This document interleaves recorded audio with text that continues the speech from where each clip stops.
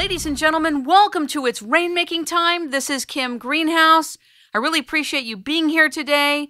We have Daisy Khan, the Executive Director of the American Society for Muslim Advancement, here to discuss this new community center that's right near Ground Zero. She is the founder of the American Society for Muslim Advancement, a New York-based nonprofit organization founded in 1997 to elevate the discourse on Islam and foster environments in which Muslims thrive. They do all kinds of work to help women, youth, and to be bridge builders in communities that really could use some work in conflict resolution, healing, peace building. She's also a builder. There's a lot of controversy about her work and the work that's going to happen with this community center and mosque near Ground Zero. Ladies and gentlemen, welcome Daisy Khan to It's Rainmaking Time. Good morning. Good morning. How are you? Wonderful. I was watching the Joy Behar show. A lot of write-ups about you and the work you're doing and the work your husband's doing. And there's a lot of tension about this. And the difficulty with traditional television is that you get sound bites, but you don't get true context. And oftentimes, a lot of the way things are represented and the responses that come into things don't allow for the full understanding of what people are doing, what their contributions are, and there's a lot of room for distortion. So I really wanted to invite you on to say, welcome. What are you doing? Who are you? What is your work? What should we learn about you that we didn't get a chance to learn properly on traditional television? Well, that's one loaded question. Wonderful opening. And first, a little bit about myself. This is not the work that I had set out to do for myself. I did have a corporate career for 25 years, and I had started this organization in 1997 to primarily cater to the Muslim community, to be a role model for how to balance faith and modernity. And so our target audience was mostly the next generation of Muslims, and my husband and I had started the organization together.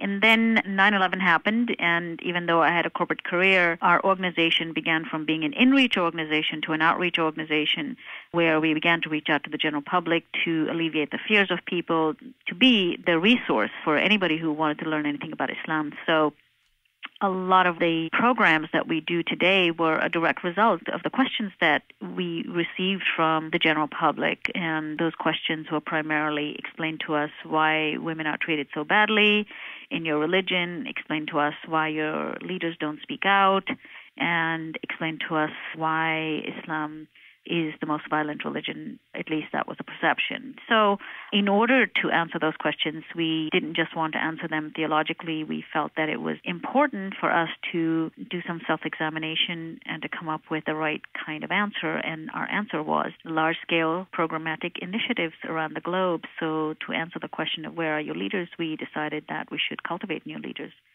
around the globe, people who are committed to social justice and a value-based leadership, where we can prepare a next generation of leaders to lead what they call the youth bulge all over the world, here in the United States as well as all over. And, you know, you've always heard stories about extremists who are a fringe of a fringe, but all you need is one extremist to do a lot of harm. And these people can be mentored by these future leaders that we are creating. Our response to women's issue was an initiative called WISE, a Women's Islamic Initiative in Spirituality and Equality, and it was primarily to bring together wonderful change makers, women on the ground, Muslim women leaders, who are already actively engaging in creating a change for women in their own locales, and to bring them together so that we can have an institution that speaks for Muslim women. So these were our responses. And of course, on extremism, we are very concerned about extremism, rise of extremism, even though it might be a small fringe, and how it can not only cause harm to our community, but to the broader community. And so we are working diligently. And I would say that Cordoba House, which is the center of discussion right now, is our way of saying Muslims are going to be at the forefront of eliminating and rooting out extremism in our communities. Alongside Americans, fellow Americans, we need to join forces by creating a space which can become an amplifier for the mainstream Muslim voice, not the extremist voices which have pretty much taken over our religion and have stolen the agenda from the global Muslim community. So Cordoba House is meant to be that place which is a counter momentum to extremism. I noticed that you're also a writer on, was it the Washington Post I'm Yes, looking Washington Post blog. Mm-hmm. I saw a lot of your work on the Washington Post blog, and if any of you listeners want to tune in and read her blog posts, they're really, really good and very thorough. Don't you think, Daisy, that the mainstream media, and this is not an attack on the mainstream media, but a great deal of mainstream media has been part of the problem of how Muslims are perceived throughout the world, at least in the United States? Well, the media has become almost another power in this country, just like we have our judiciary, our military, all these economy, all these powers that get separated from religion so that we can have a true separation of church and state. What's happened over time is that media in general can shape opinion and can shape perception one way or the other.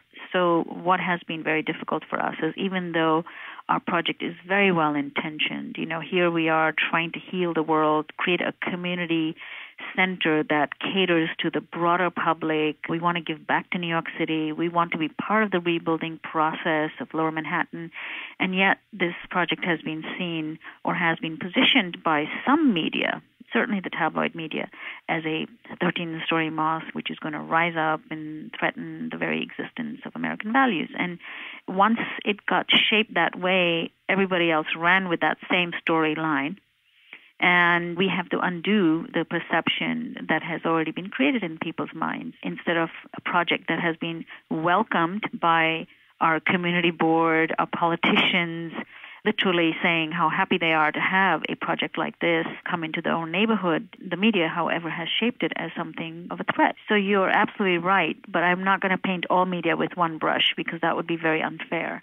There are some very good, thoughtful media, like yourself and others, like NPR and many others, that have really taken the time to explore what this project is truly all about. So that's what we are hoping, that the perception will be changed by those people who genuinely care to tell the truth. Do you agree that there are kind of two factions in the 9/11 scenario? There's an entire faction of people around the earth who are not satisfied with the official story, A. B, those that are satisfied with the official story are more prone to be antagonistic or reactive to anything Muslim. And therefore, with a name like American Society for Muslim Advancement, post 9/11, in terms of the official story, it creates this huge sensitivity to the matter, even though you didn't create that organization post 9/11. This was created many years before that. I think that that sensitivity is part of the block or the obstacle to receiving the fact that you've been doing this before 9/11. You've been out there to try to help Islam beforehand, but most people don't have that timeline context. The other thing is that a lot of people say, if it's really an international place for, well, it is for Muslims, the center that you're creating or building, correct? Actually, it's not only for Muslims, it's Muslim-led. Okay. But it is meant to be a community center like YMCA or 92nd Street Y or JCC, any one of those community centers that is open to the broader community. So many of our activities are going to be open to not only social activities like culture and arts and recreation, but also we'll have a very strong thrust on interfaith dialogue. So other faith communities will be working with us hand in hand. Why do you think it is that, aside from the post 9/11 response, why do you think it is that there's such a fear of Islam? Most people see images of Muslims, and they are mostly negative images. In other words, our entire community is seeing through the lens of the political events that are unfolding every day, and the narrative is very powerful because people are seeing images of suicide bombers, people are seeing images of war and death and destruction, and just today I was watching television and they had one profile after another profile of these two New Jersey men, and then there's another person they've just caught. And if that is all you see about the Muslim community, then, I can see how some people would absolutely fear us. But there is the other narrative.